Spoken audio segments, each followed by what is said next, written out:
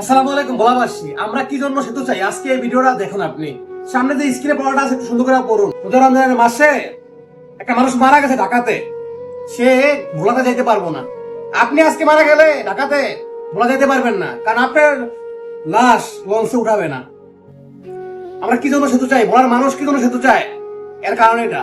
মানুষ মারা গেলেও তার লাশটা ভোলায় পৌঁছায় না। কোথায় আছি আমরা? আমরা দেশের নাগরিক না? আমরা দেশের মানুষ না? লাশ গ্রামে নিব, ভোলাতে নিব, নিতে পারতেছে না ঢাকা থেকে।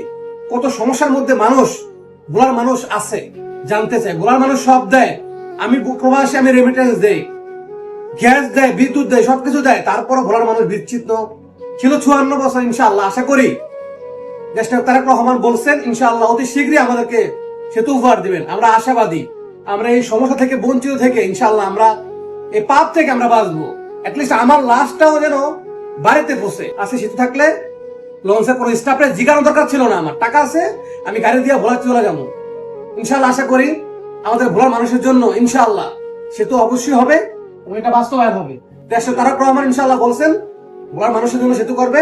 ইনশাআল্লাহ আমরা এই পাপ থেকে মুক্তি হব ইনশাআল্লাহ আশাবাদী ভোলার 25 লক্ষ মানুষ। ধন্যবাদ, ভিডিওটা শেয়ার করে দেবেন।